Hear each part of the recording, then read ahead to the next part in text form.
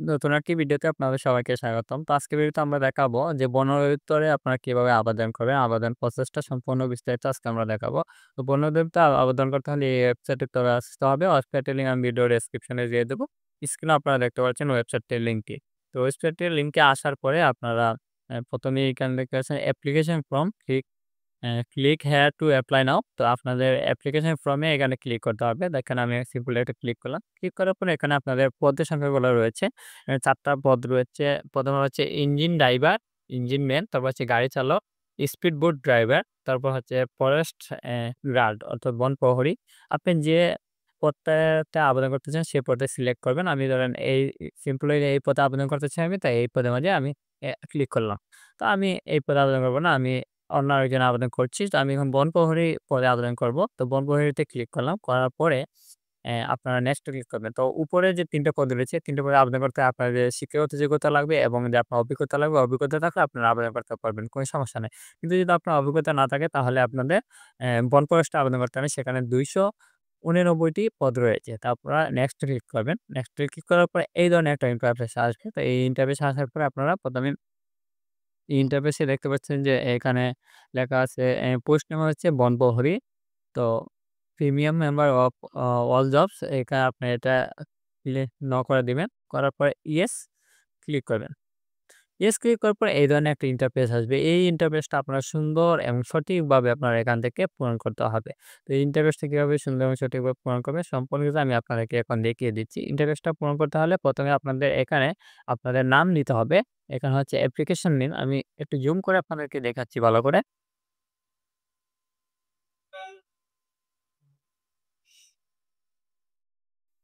তো ১ম এ হচ্ছে অ্যাপ্লিকেশন নেম। এখানে আপনাদের আপনি আবেদন করবেন যে আপনার আবেদন নামটি ইংরেজিতে সম্পূর্ণ নির্ভুলভাবে লিখবেন। তারপর হচ্ছে আবেদনকারীর নাম বাংলায়। তারপর হচ্ছে এখানে আপনাদের আবেদনকারীর নামটা বাংলায় লিখবেন। তারপর হচ্ছে ফাদার নেম, আপনার বাবার নাম ইংরেজিতে লিখবেন। তারপর হচ্ছে ফাদার নাম বাংলায় আপনাদের এখানে লিখতে হবে। তারপর হচ্ছে মাদার নেম, এখানে হচ্ছে আপনার মায়ের নামটা লিখবেন।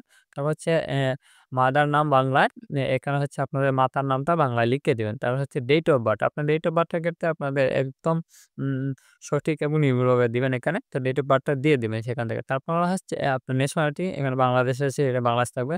তারপরে হচ্ছে রিলিশন, এখানে আপনাদের ধর্মটা সিলেক্ট করে দিবেন। আপনি কোন ধর্মের মানুষ, ইসলাম হলে ইসলাম সিলেক্ট করে দিবেন। তারপর হচ্ছে এখানে হচ্ছে জেন্ডারটা সিলেক্ট করবেন আপনার male or female or third gender আপনার যা তা সিলেক্ট করে দেবেন। তো আমি মেল, যেহেতু মেল সিলেক্ট করেছি। তারপরে ন্যাশনাল আইডি যদি আপনার যদি থাকে তাহলে ইয়েস দিবেন, না থাকলেও নো দিবেন। আমি নো দিয়ে দিচ্ছি সিম্পলি। তারপর ডেট অফ বার্থটা অবশ্যই আপনাকে এখান থেকে দিতে হবে। তো date of birth yes, yes দেওয়ার পরে এখান থেকে আপনার ডেট অফ বার্থটা এখানে দিয়ে দিবেন। রেজিস্ট্রেশন কার্ডের নাম্বারটা রয়েছে সেই নাম্বারটা এখান থেকে দিয়ে দিবেন। তারপরে পাসপোর্ট যদি আপনার কাছে থাকে তাহলে ইয়েস দিবেন, না হলে নো দিবেন। তো পাসপোর্ট নাই। আর মেরিট হিসেবে এখান থেকে অবশ্যই সিঙ্গেল দিবেন। সবাই সিঙ্গেল দিবেন এখান থেকে। তারপর হচ্ছে মোবাইল নাম্বার, এখান থেকে আপনার মোবাইল নাম্বারটাই দিয়ে দিবেন। তারপর হচ্ছে কনফার্ম মোবাইল নাম্বার। ঠিক আছে? Confirm mobile number. তারপর হচ্ছে ইমেইল, যদি আপনার ইমেইল থাকে ইমেইল দিতে পারেন, না থাকলে নো। তারপর হচ্ছে কোটা।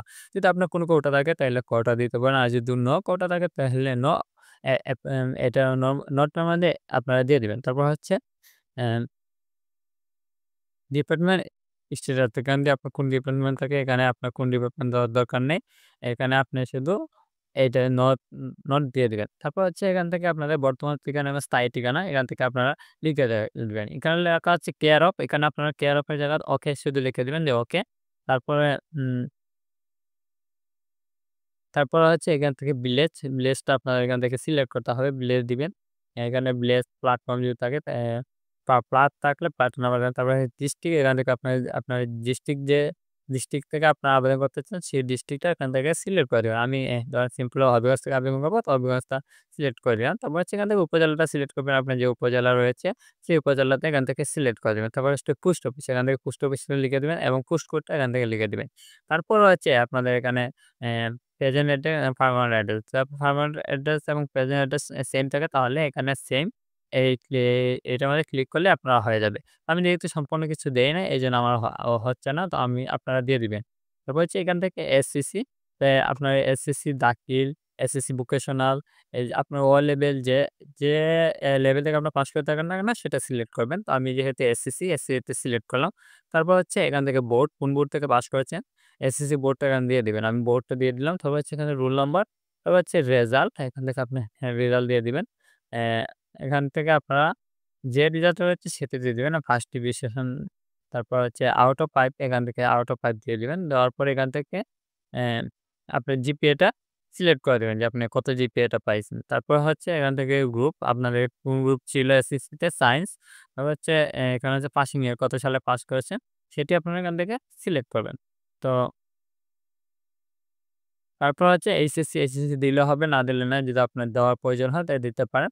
তারপর হচ্ছে এখান থেকে আপনাদের অন্য কোনো এডুকেশনাল যদি যোগ্যতা থাকে তাহলে আপনি এখানে দিতে পারেন। তো এইগুলা আপনারা দিয়ে দিবেন। আর নিচে আর তেমন কোনো কাজ নাই। তারপরে এখান থেকে এইটা দিতে হবে যে যদি আপনি যেহেতু বনপ্রহরী পদে আবেদন করছেন এখান থেকে আপনার উচ্চতা কিন্তু ৫ ফুট ৬ ইঞ্চি লাগবে। তো এখানে ৬ ইঞ্চি আছে কিনা এখানে ইয়েস দিয়ে দিবেন। তারপর হচ্ছে এখানে আপনাদের যে উচ্চতা রয়েছে, এখানে উচ্চতাটা আপনারা দিয়ে দিবেন। তারপরে রয়েছে আপনাদের বুকের মাপটা, এখান থেকে বুকের মাপটা ইয়ে দিয়ে দিবেন। তারপরে এখান থেকে আপনার বুকের সাইজটা সিলেক্ট করে দিবেন। দেওয়ার পরে এখান থেকে আপনারা ভেরিফিকেশন কোডটা এখানে লিখবেন। লেখার পরে এইটাই বক্সটা সিলেক্ট করবেন, তারপর সাবমিট করে দিবেন। তো আমি সম্পূর্ণ কিছু বিস্তারিত দিয়ে আপনাদেরকে আবার আসছি। তো সবকিছু আপনার ঠিক থাকলে এইভাবে দেখাবে। তো আমি সবকিছু ঠিকভাবে দিয়েছি। দেওয়ার পরে এখান থেকে আপনাদের ছবিটা দিতে হবে। ছবিটা হতে হবে ৩০০ ইঞ্চি ৩০০ পিক্সেলের এবং সিগনেচার হবে ৩০০ ইঞ্চি ৮০ পিক্সেলের। দেওয়ার পরে আপনাদের কাজ শেষ। তো আমি ছবিটা আপলোড করে দিচ্ছি।